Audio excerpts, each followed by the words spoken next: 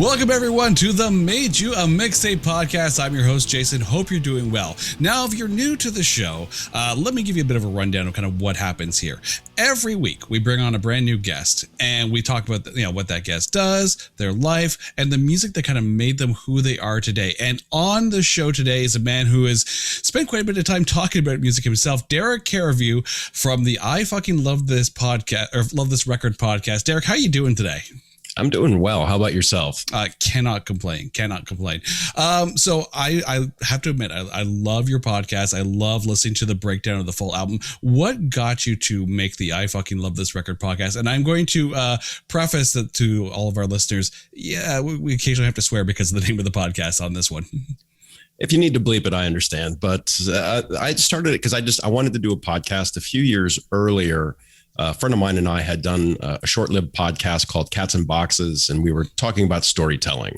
And he's a writer, and occasionally I write, but we were mainly just talking about how within every piece of fiction, there is a little bit of truth. And that was the whole Cats and Boxes kind of thing, because he had a story that he remembered from his childhood, which later on he realized his brother remembers differently, his father remembers differently, and all of their tellings are probably a part of the truth, and who knows what the absolute truth of that story was supposedly a true story. And so we wanted to take a look at that.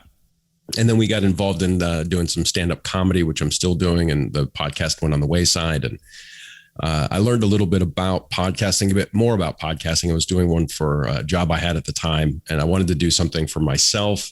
And I love music. I love talking about music, and I was listening to Why I Hate This Album, and I love that podcast. And they're a lot of fun. They don't fall into full snark for the most part. And I thought, what if I could just do sort of the opposite of that?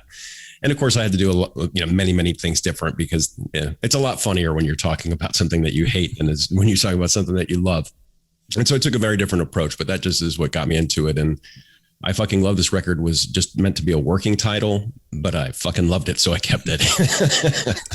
Now, one of the interesting things is that, you kind of break down your show into seasons, and the odd number seasons are the albums that you pick.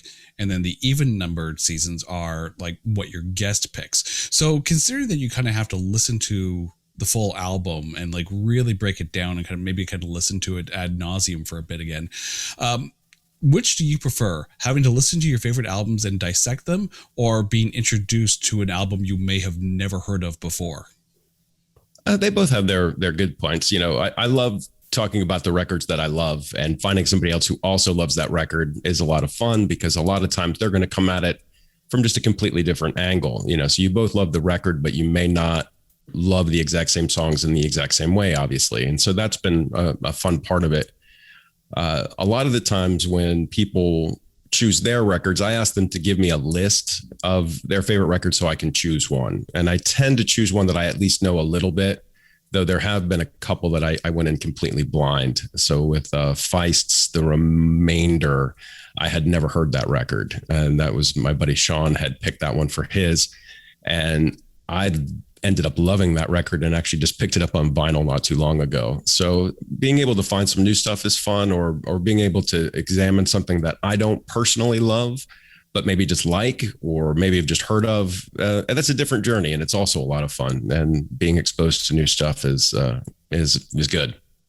How often do you sit there, listen to an album maybe from your youth, and then in thinking of maybe revisiting that album for the podcast, you just sit there and go, this wasn't as good as I thought it used to be when I first listened to it? That's happened a few times, and only once or twice have those actually gone to air.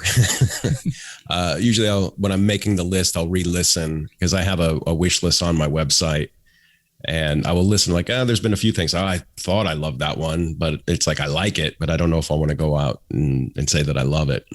I think the closest was almost my very first or second show was with the Black Sabbath's, and I'm blanking right now. And it's like I loved the first half of the record, and the second half of the record wasn't quite as good as I remembered.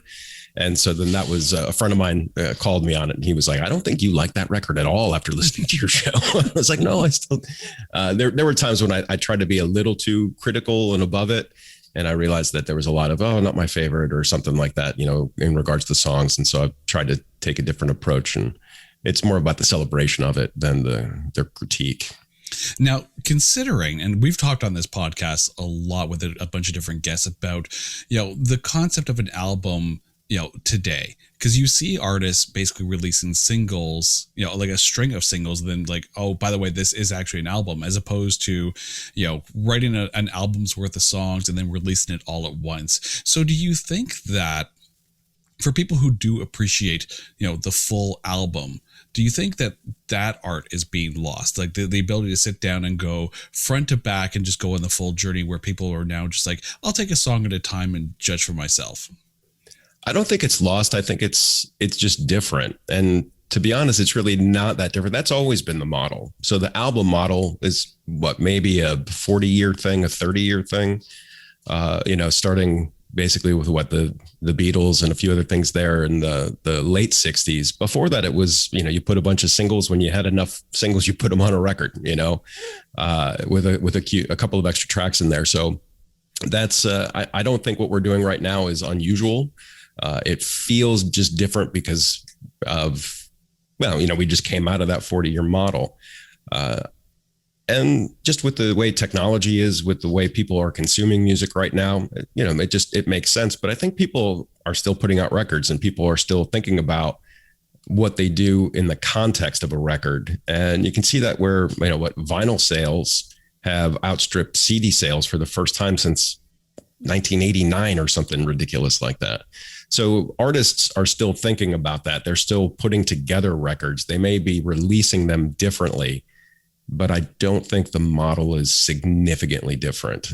And now you have everything in your pocket. And so it's easier just to kind of skip around. And I'm an album guy, but I also like to make mixtapes and mix CDs and playlists, or whatever we're going to call them. And sometimes at the end of the year, I used to put together my favorite songs of the year, and I would actually burn that on CD and I would give it out to people. And then when I made a couple of playlists, but it just didn't have the same push for me. So I haven't done it in the last couple of years, but it felt like when then the new year set and I was listening to new stuff, the only thing I was really going back to from the years previous, with the few exceptions of those like fantastic records, I was going back to the songs that I loved the most on those playlists or those CDs or what have you. So I don't think it's that much different. I think we're still consuming music more or less the same, even if it's in a different platform. And it's a lot cheaper. I mean, anything that happens, I think, is directly related to the fact that CD companies were still charging you, $17.99 for a CD, when they could have not done that, and maybe they wouldn't have lost everything. So they have nobody to blame but themselves. Now, there have also been the album side podcast, where maybe talk a little bit about that, like, because it's slightly different than the I fucking love this record podcast. It is. And that one for me I like to refer to that as my slightly self-indulgent solo side project, because it's just me. And I have 2 young kids, and I also like to listen to music on vinyl, but now small children and record players don't really mix. And so I had to, if you want to keep the records. Yeah, exactly. Yeah. So right now, my son, who's 7, I'm teaching, he loves the CD player. So he knows how to use my CD player. And he also is obsessed with the vinyl, but I basically had to sacrifice one record to him. So I'm teaching him how to hold just on the edge and make sure to go and put the needle down very gently. And unfortunately, in my talking head sphere of music, I don't know if it's going to survive, but for some reason, that's the one he always wants to play. So I'm just sort of like, all right, I'll buy it again if I have to. But in the meantime, so anyway, I would often listen to records after the kids would get into bed. And because it was already at night and, I'd maybe have a beer or two, I would end up skipping around. So I would rarely listen to the whole record. I would generally listen to one side to kind of like maximize my listening potential. And so then I thought, this may be fun if I just have the record playing, drink a beer, and then talk about the band and the songs and whatever else comes to mind. And it's very loosely scripted. I'll make little notes. If anything, I do hardly any research except to remember, what year that the album came out. And I drink and I talk and I listen to music, and it's just me. And I have no idea, because I don't put that up on any of the platforms. That's only available on my website, because there is music playing around in the back. And so I'm always afraid it would just get dinged anyway. So I don't know. I get no statistics on it. I have no idea if anybody ever listens to it. I have a friend who will chime in when he hears one, but it's something that I do for me that I enjoy doing.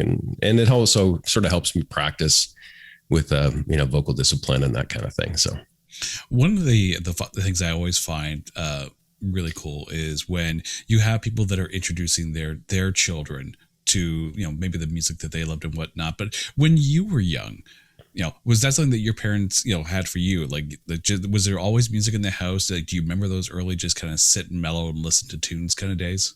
I do. Both of my parents are big music fans, even though they were never really big music buyers.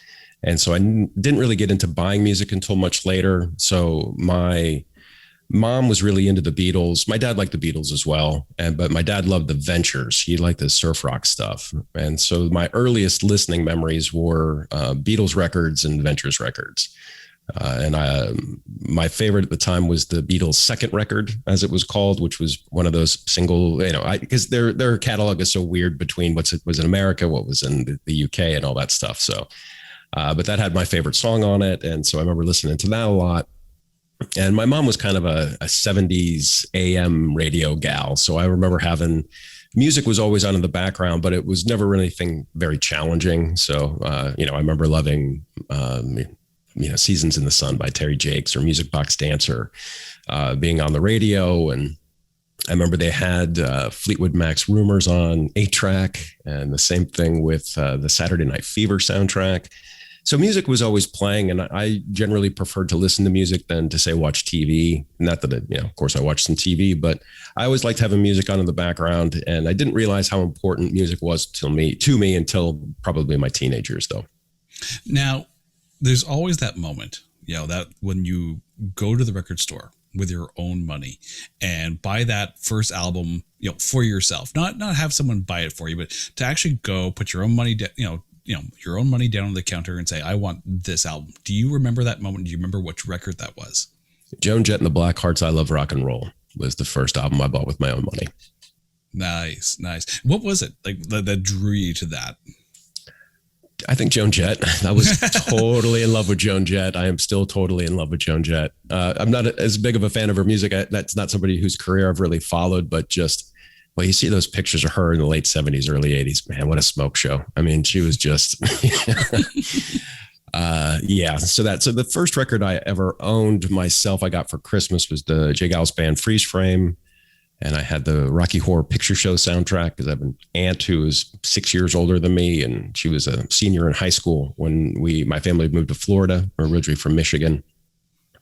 And somehow she convinced my mom to let her take me to see the Rocky Horror Picture Show midnight movie when I was in the 4th grade or something like that. So those are the first 3 records I remember having. But yeah, I Love Rock and Roll was one I saved up birthday money to buy. Nice. Now, aside from podcasting, you're also a stand-up comedian and you do a lot of voice work. So let's talk about the stand-up comedy part. How did you get into that? I was always a big fan of stand-up, and in the late 80s and into the early 90s, there was that stand-up explosion. Every cable network had some type of stand-up show, Caroline's Comedy Hour, Evening at the Improv, stand up, sit down, or whatever. There was just a million of them. I would watch all the time, and I always let myself to be situationally funny, but I didn't really understand joke structure. So I absorbed it a lot of the time. And when I was in my last year of college, so my senior year of university, for my British listeners out there, I decided I was going to do stand up for a talent show. And you know how these college talent shows, it's usually somebody singing or somebody dancing or playing the piano or guitar, something like that. And so I thought this may be a little bit of an edge, try something different. And the organization I was a part of, there was another person who wanted to sing a song. And so they had a vote. We had to leave the room. They had a vote. I won the vote and I got to do it. I found out later that about half the people voted for me because they thought I could win. And the other half of the people thought for sure I was going to bomb, and then maybe I would shut the fuck up for once. But either way, I went and I kind of disappointed everybody by doing well, but not winning. So it was a rush. So I had written all these jokes, but mainly for the people I went to school with. So if you didn't go to that school, you wouldn't have understood 3/4 of my jokes. But I stood up there and I did it. And it was an amazing feeling because I still remember I was getting ready. I was going to be the next one on. And so the production guy, had me. He's like, all right, this is what we're going to do. And this is when you need to go. And this is how you need to do it. And in the meantime, we're watching the act before me. And it was a guy playing with a yo-yo. That was his talent. He went up and did yo-yo tricks. And I got this boost of confidence. Like there's no way I could be worse than a 21-year-old man playing with a yo-yo. And so the production guy was like, oh, you got to give the guy credit for balls. I'm like, you want to see some fucking balls? Watch this. And then I walked up with the most confidence I've ever had in my life and did fairly well. And then I remember getting off stage and all the adrenaline dumped into my stomach and I felt like I had a hot stone for forever. And then I just never did it again. I was just getting ready to graduate. I didn't know what I wanted to do. And it was just one of these, didn't know how to go about doing it. The jokes I had, I couldn't use anywhere, this kind of thing. But that was always something that sort of haunted me. And on those nights when I couldn't sleep, it would be like, what if I would have tried? What if I would have done something? What if I, there was a comedy club practically across the street from me. They had to have had an open mic. There had to have been something I could have done and I didn't do it.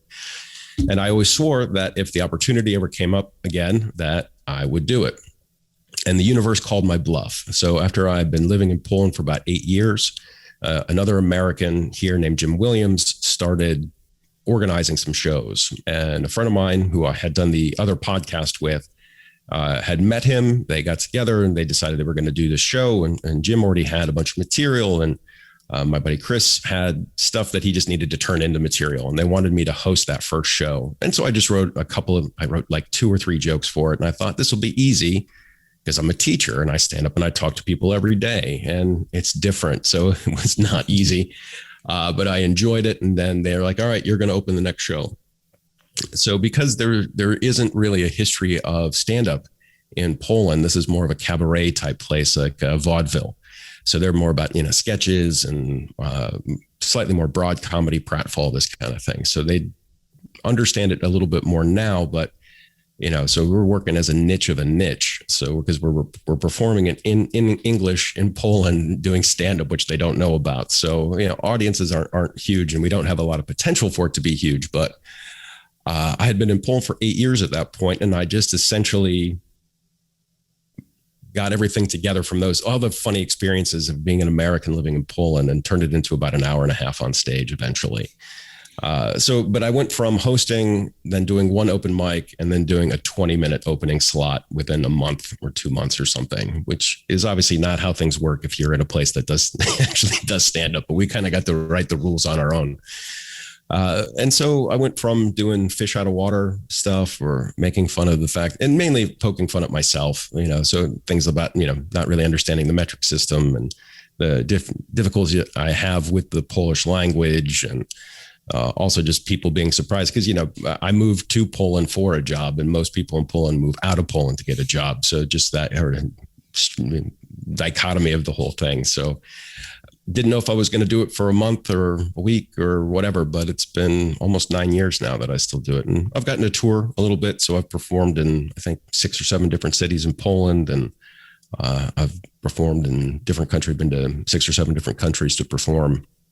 And so I made a lot of friends. I've learned a lot of stuff. I've got to do some, I went on a 2-week tour all by myself. So I was, started out in Croatia, which was a 25-hour bus ride for me, and then worked my way back to Poland. So it was weird, and it was lonely, and it was fun, and it was exciting, and it was scary, and it was all those things that those things are. And I listened to a lot of songs about being on the road during that time. So I put together a playlist, so I got to listen to some Wanted Dead or Alive and things like that. All those, what's the Bob Seger song? Oh, geez. Metallica covered it. Oh, that's the one. Oh, God. Now it's escaping me. Right? It's on the tip of my tongue. I can hear. Yeah, if I wouldn't have said anything, we would have just said it. But anyway, turn the page. Turn the page. Yeah. So I put together a playlist of that and somehow listened to a bunch of U2, and I hate U2, but I listened to the Joshua Tree every day on that tour because it was, still having fun what I'm looking for, where the streets have no name. And somehow about 4 or 5 of those songs just meant something to me briefly because I hated those songs in 1987. And then now I love them briefly in 2018, and I don't think I've listened to them since, but yeah.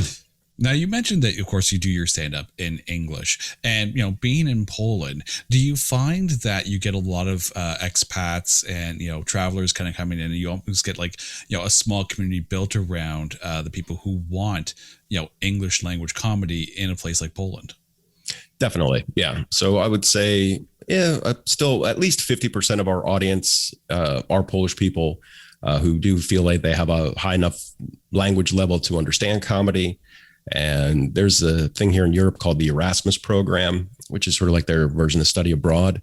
And so you'll have kids from all over the European Union who will come to Poland for a semester or for a year. And so a lot of kids from Spain or Portugal or this kind of thing. And they're always looking to do something that's English language. And there is a bit of an expat community. So Wrocław's not a very big city. I think it's the 4th or 5th largest city in Poland. But there's a ton of universities and academies here. There's like 18 or 20 universities in this town. So it's a young city and it's got a lot of energy. And so people from all over Poland will come here to go to school. A lot of them stay. And so, yeah, there's that need for just something different and for English language stuff. So we get decent, we get decent turnouts, and we've been doing an open mic. Of course, we had to take about a year off of doing that because everybody had to take about a year off of doing everything. And we've just started those back up. And so that's always fun because it's a free event. And if you get on stage and do your 5 minutes, you get a free beer. And so some people obviously just want to come watch, and we get, so that's where because I'm in a troupe, let's say, called Worldwide Comedy.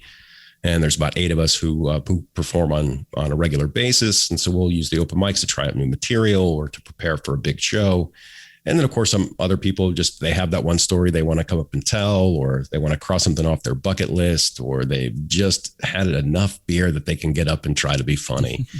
And it's great when you see the people who finally realize that being able to tell a funny story around the table with your friends is very different than being able to tell jokes up on stage. And you can see that happen in their eyes as they're telling something that just made their buddies crack up yesterday. And now they're up there to pin drop silence. And I'm always impressed when the people come back and try again. So when they have that first time, because some people, there's a ton of beginner's luck, they have that energy and adrenaline and they'll make it through. And then you see that time when they try to do it again, where it's like, oh, this is hard. Comedy looks easy because, you can make your friends laugh and you think, it's no different. And it's totally, totally different. Now, when you think about when a band is preparing a show, they're going through their songs, they're going through their set list, they're trying to, kind of place that whole set list together for that show. Do you see the parallels, with your comedy when you're doing a longer show? Do you have your routines? You kind of, this works here, this doesn't work here. Do you find yourself building almost like a rock band style set list for a longer show that you're performing as a comedian? Definitely. Yeah. Yeah. So, cause for that first year, I had a pretty set, I think it was about, initially it was 25 minutes. And then I think I got it up to about 40 minutes, and I did it almost exactly the same every time. I had really good lead-ins and I knew where I was going with it. And then once I really started writing more material and different stuff, and so me and some of these people, what I talked about in Worldwide Comedy, we would meet once a week to help go over material, because there's not a ton of stage time here. We're not New York or Chicago or Seattle where you got 10 different places and you can try your stuff every night. So we were at one point only doing a monthly open mic and a monthly show.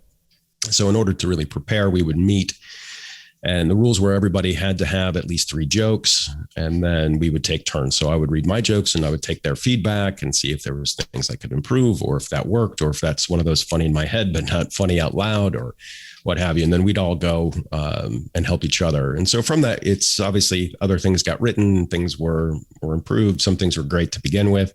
But then you just have all this stuff, and almost everything originally was this. Yeah, I'm an American. I don't know what the metric system is. And then now it's like talking about because my wife and I had a baby.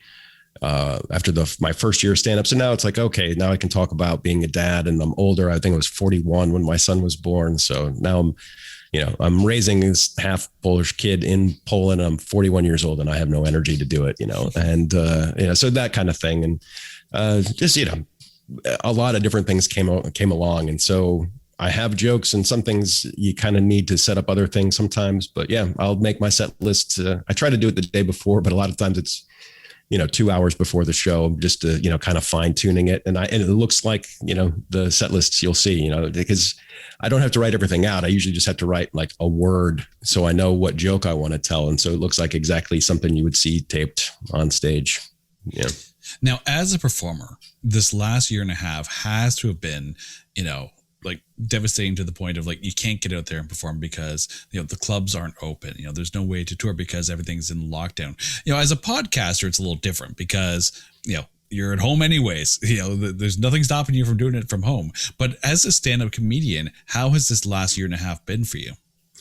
It was tough. Now, I don't do stand-up comedy professionally. I mean, I do make money when I do it, but it's not my full-time job.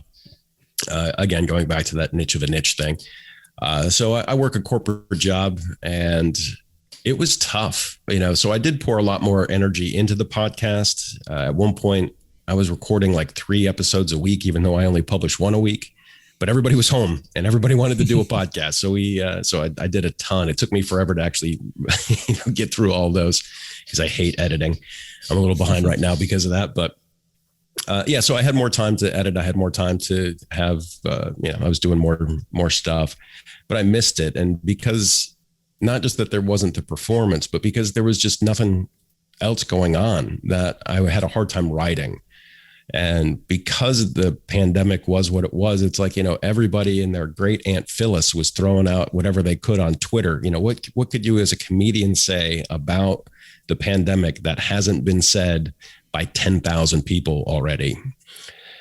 But also you don't want to ignore it because that feels dishonest. So that's been one of the difficulties of getting back is how do you address it, but not dwell on it and not tell a joke that's already been told. So yeah, that year and a half, it was tough because it we had that brief window where things were open again. And the last time I had been on stage, I had hosted a show in January at the right before everything shut down. And then we were able to open up, and we got like 3 open mics, and I got to do 1 show over in Krakow. And it was on my son's birthday. And unfortunately we were celebrating the day before. So we were celebrating on the Saturday. And so on Sunday I went because they had opened up 3 more shows, but I didn't think those 3 shows were going to happen. So I'm like, I will take this one, even though it's going to cost me a little bit. And then those other 2 shows never happened. So I was glad I did what I did. So yeah, it was like that moment where like, oh, maybe we can do this. And then no, we can't do this. So it was very frustrating because I missed it. I missed the community. I missed the writing meetings. We would try to schedule things every once in a while, but nobody was in it. We all wanted to meet, but we didn't have any stuff, so we were all going through that. And it was difficult. And we did this outdoor show back in June. So things are, at least here in Poland, are lifting a bit.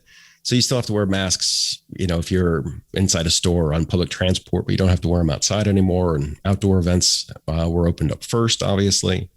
And so there's these barges in Wrocław on the Oder River where they have bars. So they had opened up liquor licenses for the river about, 10 years ago. And so we have these boat bars. So we've been doing these outdoor shows for the last, I think, 5 years. And the thought of doing stand-up comedy outside is not always very pleasant. Stand-up comedy is more of an intimate kind of basement type thing, but we've just gotten lucky and had some fantastic shows. And so our first show back was back in June, and went up there, and it was great being back up on stage. But I think even more importantly was just seeing my tribe back, so the people in Worldwide Comedy, plus all the people who would show up at the open mics and maybe not even perform, but they just would come out, he said these expat communities, and just seeing a good 15, 20 people I'd barely seen in the last year and a half. And that meant even more to me than just being on stage, was just seeing all those faces again. Now, when you think about, because you mentioned, that time when there was, this explosion of stand-up comedy like A&E's and Evening of the Improv, and, there were a lot of comedy albums out as well. You think about, Robin Williams live at the Met. You think about the massive George Carlin collection, Dennis Leary's, No Cure for Cancer album. And, you have this massive collection of really good, almost iconic stand-up comedy albums. Has the thought ever crossed your mind of releasing your own stand-up comedy album? I tried to do that with the tour. So I filmed, I'd filmed almost every night, and then I did a big homecoming show. So the very last show I did on that tour was here in Wrocław. And so I filmed it, and it won't fit on one CD right now, or one DVD. And it's very frustrating. And I've tried to shrink it down, and somebody was supposed to help me with that. And then just things kind of went out, but just doing it just like a CD is probably something I should do. And everybody's very visual these days, it feels like. And if you're it's better to see comedy than to just hear comedy. And so that was my thought. But yeah, I've thought about it. I tried it, and I will try it again and find some ways, maybe just sell it at the show or something. But once you put it out there, then it's hard to do those jokes on stage again. Now, when you consider, doing the podcast, doing stand-up comedy, working the corporate job, and doing voice work as well, how hard do you find it to balance, the home life with everything else that you've got going on? Yeah, well, it's difficult. And yeah, right now my wife and I are separated, so I don't know if that answers your question in a good way or a bad way. We have our issues, but she was always very understanding about stand up. So even when we were having a rough time, she let me do I was doing an open mic every week and meeting to write every week. So, 2 days a week were mine. And then, so 2 days a week, she was out doing some stuff. She was doing like Krav Maga or riding a bike or this kind of thing. And so, we found a way to make room for each other while still being there for each other at the end of the day. And with the kids made things a little bit more difficult. So there were times where I had to miss some things because of the kids, but that's obviously completely understandable. And and then just, I have problems sleeping sometimes. So a lot of times I was doing my podcast like we're doing it now. This started at 9:00 at night for me, and it's fine because I'm more of a night owl myself. So just, like I said, if you're going to listen to records, you got to wait till the kids to go to bed. And at least I did. So just carving out the time and trying to make it all work because it just feels important. Now, anyone who actually sits down and listens to your podcast, they're going to notice like really crisp, clean, pristine audio. So how much editing do you do on the podcast? Is it more just, kind of compressing it for content, or do you take the time, like how particular are you about the editing of the podcast? Well, editing is my least favorite part of it. I have a difficult time with the sound editing. So I tried to give myself a decent enough setup. So I bought a nicer laptop. I bought a semi-decent microphone, and I make sure I try to sweeten the room as best I can. So there's a big couch cushion right in front of me that you can't see, but it's there. And I do, like I said, I do voice work, and I was a DJ in radio, in college radio, and I was a DJ at a strip club briefly for a summer job. And so I'm used to hearing the sound of my own voice. I don't cringe like other people do when they hear the sound of their voice. And so I do my best. I've listened to tutorials on YouTube and this kind of thing. And so I'll sweeten what I can, but mainly I just try to go through and get rid of as many ums as I can. So if it's like into a word, generally I'll leave it because it's just more, it sounds choppy if you don't get it exactly right. But I try to get rid of repetitions. I try to get rid of ums. I try to get rid of the bigger spaces. And then I'll do a little bit of mastering with it. And that's about it. So I try to make sure that the sound going in is as good as it can be. And you can hear sometimes with some of my guests, that's not always the case, but you do this as well. That that's one of those things you can't really control. But now, you mentioned writing as far as your comedy goes, and I want to make sure I got the title of this right here, because I found a book on Amazon, Cover Stories, a fictional anthology. Can you tell us a little bit about that? I would be happy to tell you about that. That actually came out before I started doing stand up. So, and once again, with my buddy Christian, he sends me a message one day, and he was at a Starbucks that was across the street from where I was living at the time. He's like, meet me at Starbucks. I have an idea. I was like, all right. So I wander over there, and he pitches this idea. And originally we were going to call it Shuffle. And the idea was to take 10 songs, and you take the title of that song, and that is now the title of your short story. And it was going to be a flash fiction thing. So it was a 1,000 word maximum.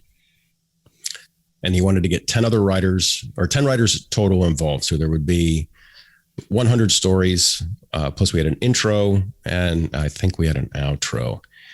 And I thought, this is a fantastic idea. So he had asked me, and then a couple other people, so one or two other people that are here in Poland, and a friend of ours who's over in Ireland, a couple people back in the States. And so then we decided, instead of to take just 10 random songs, that he wanted everybody to choose a record and to take 10 songs from that record. And then you could either use the song title or a line from the song. And I decided I just wanted to go with the titles. And I wanted to put the stories in the same order, but none of the stories had anything to do with the song itself.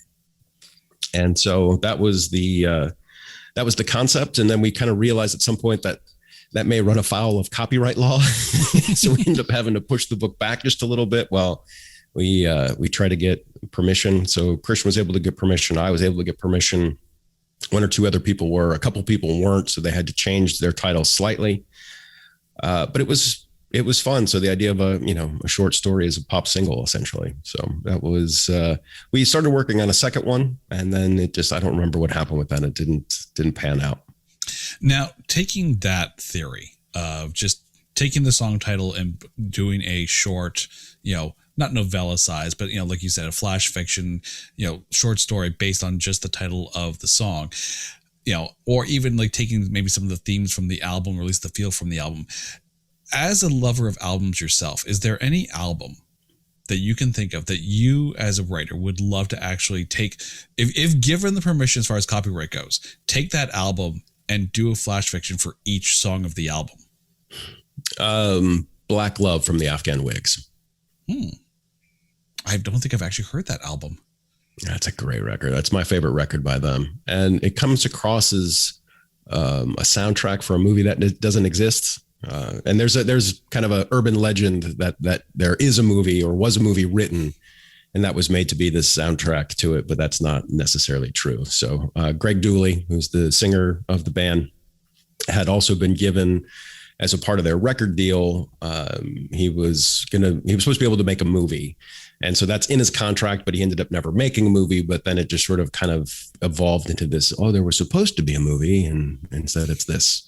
And it's a record that I love, and is one that it would be fun to take on. I think that's kind of the perfect point to jump to, of course, the big question of the podcast. So, Derrek Carriveau, if you had to introduce yourself to a total stranger, but instead of saying, "Hi, I'm Derrek," you have to, basically hand them a mixtape. And on that tape are songs that tell the story of you. What songs are on that tape, and why are those songs there? Okay. So I've been putting some thought into this one, and I think this would explain my musical journey. I don't know how much it would explain me as a person, but I think that's, maybe close enough. So I think I would start it with She Loves You by the Beatles, which is my favorite song on the Beatles' second record, as it was called. And the first band I remember loving was the Beatles. And I didn't quite understand who they were culturally. It was just somebody that my mom had a couple of records of. So I didn't quite get how big they really were. And it's funny because the Beatles are really known for their albums. And because of the way I approached listening to the music, and there would be like Beatles days on the radio, and I loved the Beatles cartoon, I still think of them as just songs. Like I don't have like that love album. Like I've listened to their albums, of course, but I like their songs more than I like their albums.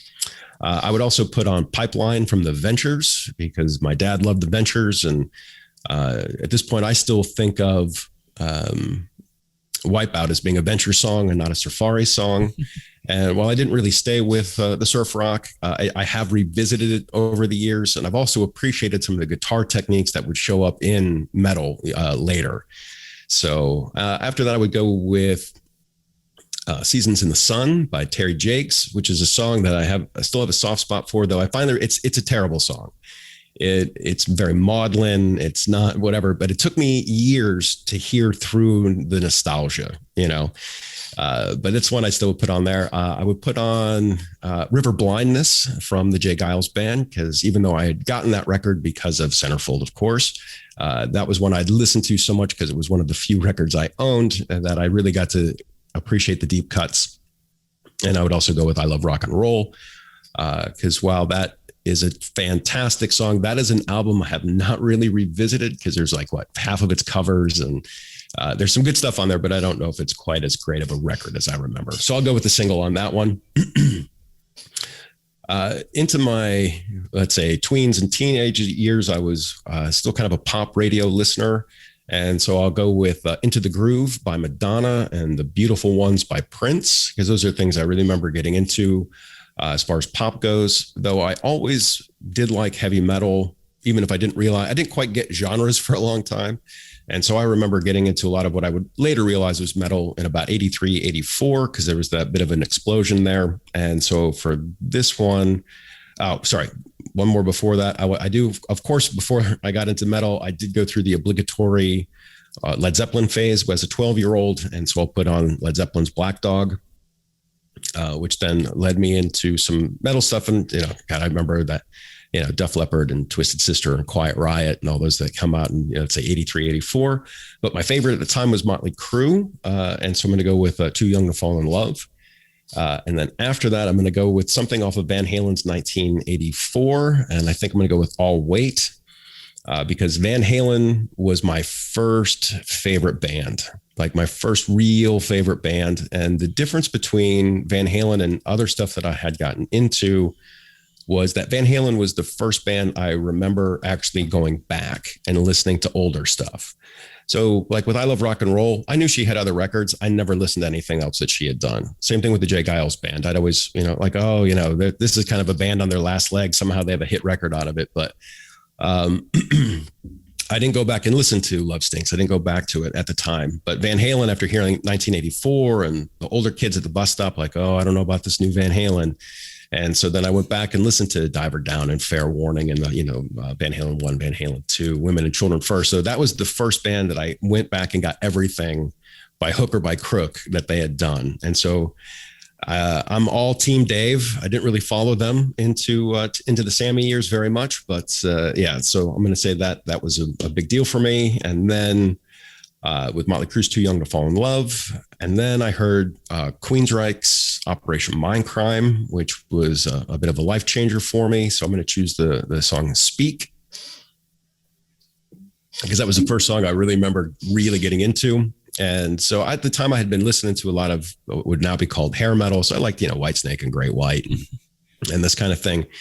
And as I've said many times, I started listening to Queensryche and I stopped listening to a lot of other bands because they were heavy, but they were smart. And I didn't feel like I was being pandered to. And I didn't feel like it was all just about, beer and women, which now I see that, there's room for both of those things, obviously. But, when you're like 16, 17, it was like, this hard line in the sand. And then that led me into thrash. And so I'll go with Ride the Lightning by Metallica.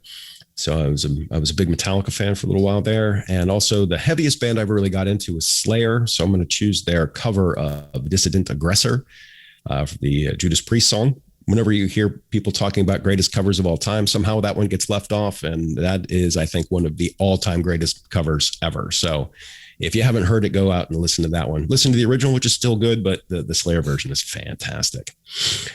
And then I kind of reached the end of, because I was what I like to call a heavy metal fundamentalist for a little while, that if it wasn't metal, I wasn't listening to it. And then finally, a friend of mine, my buddy Steve, got me to break through a little bit by giving me Jane's Addiction's Nothing Shocking. And so from there, I'm going to go with Mountain Song, because I just love the bass intro. You're a bass player. Hopefully you can appreciate the fantasticness that is the Mountain Song bass intro. I know it's not complicated, but it's awesome. And I'm going to go with the song The Real Thing by Faith No More. Because those, along with Ministries of Mind is a Terrible Thing to Taste, those were the three big records for me that got me to move away from metal, because they were all heavy without being metal. And then I started to explore a lot more. That's when I got involved in my college radio station. And so for 2 years, I did an alternative show. So I'm going to choose an obscure one. So there was a band called Swell, and they had an album called Well. And there's a song on there called Wash Your Brain, which I still just love that song so much. And that's why sometimes I wonder if I made this band up because nobody's ever heard of them. But then I saw them on Spotify. So I was like, okay, I didn't somehow. This wasn't some weird fever dream. Right, exactly. So that's one that always brings me back to college radio days. And then while I was my last year there, I was working back in metal because the station needed a metal director and nobody else wanted to do it. And I was the only one who had any knowledge at all. So I went there. But from that, I ended up getting into Johnny Cash because the first American record came out. So American Recordings came out my senior year of college. And the people from American Records sent this album to metal directors. I don't know, through the whole country or just in the South or whatever, because Johnny Cash recorded a song written by Glenn Danzig, which is the song 13. And so, I kind of knew who Cash was. I knew A Boy Named Sue who walked the line or whatever. But, that first record just blew my mind and got heavily into Johnny Cash a bit after that. At the same time, my all-time favorite performer I found a little bit earlier, but got into right around this time with Leonard Cohen. And even though it's not my favorite song, I'm going to choose the song Everybody Knows, because that's what first captured my attention. Hearing that as a freshman in college, watching Pump Up the Volume, the Christian Slater film. Mm. And of course, Concrete Blonde's cover of that was so good. It was good, but it took me a while because I had ordered the soundtrack through Columbia House or BMG or whatever, and didn't realize it was not going to be the Leonard Cohen version. So my initial reaction was disappointment, but I did eventually get into it because I do like Concrete Blonde, and they do a really good version of it. Now, you mentioned, your love of Van Halen and not really kind of being on board with Van Hagar, but being a Queensrÿche fan, there's a band that has gone through a massive change in the past, I think it's 8 years now. So when you think about that transition from, Jeff Tate to Todd Latour, did that change the way you listen to them? And as a lover of a band, when it comes to, at least their music, when they do change, something as critical as the voice of the band, how much does it affect your appreciation of the band? I'll tell you, I hopped off the Queensrÿche train a long time ago. So I had really stopped listening to metal. I would listen to older stuff, but I didn't really keep up with metal until I got back into it through radio. And because I didn't care for Empire, it's an okay record, but it just felt like a bit of a letdown after, those first 3 records in the EP. And I understood it. It was, they had spent a lot of time being really serious, and I think they just wanted to have the fun, for a little bit. So I totally understood that. But by the time they put out more records, I was just not listening to metal at all. And so I listened to the next 2 Here in the Now Frontier, and the one with the big wooden tri-rike. I can't remember. Promised Land. And I don't remember liking them at the time. And that's always something I want to go back and revisit if there's something there. I'd kind of given them a perfunctory listen, didn't do much for me. And I just moved, because at that point I was responsible for the entire metal department and just doing all this other stuff. And I didn't really get to do quite as much personal listening at the time. So I haven't heard anything with the new singer. I haven't heard really anything they've done in a long time. But to go back to your point, the first time I had heard Faith No More was with Mike Patton. Like a lot of people, I didn't hear anything until The Real Thing, and then went back and listened to Introduce Yourself. And I love that record. I just recorded an episode for my show on that record last week. So it'll be up in a couple of weeks, hopefully. Anyway, and so, that's a pretty big difference, because Chuck Mosley is not the singer that Mike Patton is. Well, because nobody's the singer that Mike Patton is, obviously. But I just think the music was still there. And I think musically, The Real Thing and Introduce Yourself aren't radically different, if different at all. They come through some of the same paces. But I find a lot of times with a few exceptions, that I have short burst love affairs with bands. Like I'll get through maybe 2 or 3 records, and then it'll just either be too long, or I'll be on to the next thing or something. And it kind of lives in my heart in that small space. And there's been only a handful of bands that have really carried on with. So like when I first heard Leonard Cohen, I went back and got old stuff and kept up with all the new stuff. And, you know, with the exception of maybe Dear Heather, I just loved everything that he had done. Yeah. And so like I said, as far as I haven't heard like I hear the new guy's a fantastic singer and he's able to sing the songs that Jeff Tate probably just physically can't sing anymore. I've heard great things and the band sounds great. And one of those, I keep meaning to listen to the most recent thing. And I just haven't gotten around to it. I haven't been doing a lot of new musical exploration these last 2 years. Just, that's been one of the things that I find myself going back because I don't know, just my brain hasn't been ready for it. Occasionally things will crack through, but it hasn't been a lot of new stuff. One last question here before we sign off there, being, the nature of your podcast, in analyzing a full album, in your opinion, is there one album that stands above everything else that is front to back, all killer, no filler, like just pure perfection all the way through?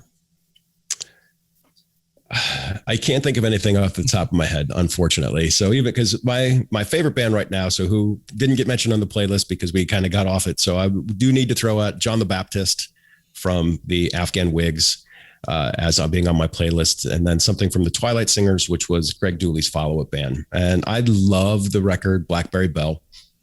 That's the album I had chosen to write my 10 stories on.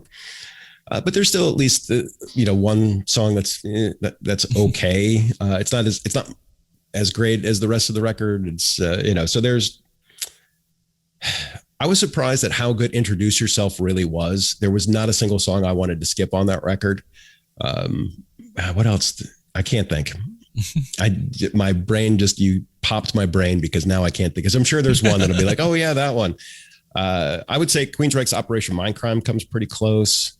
And then, AC/DC Back in Black, it's an easy answer to make because that's just hard rock perfection right there. But I think even then there's one or two that are like not excellent. They're just great.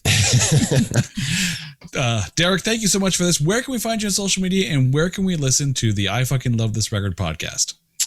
I have my own website. So if you would like to go listen to any of my episodes, you can go to lovethisrecord.com. And that's also the only place that you can find the album side podcast as well. And I'm everywhere podcasts are found. So I'm on Spotify and iTunes and Stitcher and whatever those, all those things. I'm pretty sure I'm on all of those. But if you want to catch everything else, you can go to my website. On social media, I'm at Love This Record 1 on Twitter, and I'm Love This Record on Facebook. All right, Derrek. I think I have Instagram, but I'm old and I never use it. All right, Derrek, thank you so much for this. And to our listeners, thank you for listening to the Made You Mixtape podcast. If you're listening to us on any audio streaming services like the ones Derrek just mentioned, you can watch this entire interview over on YouTube. But if you're watching us now on YouTube, you can actually go to any of those audio streaming services or apps or whatever, download this episode and listen to us on the go. This has been the Made You Mixtape podcast. I'm your host, Jason. We'll see you next time. Take care.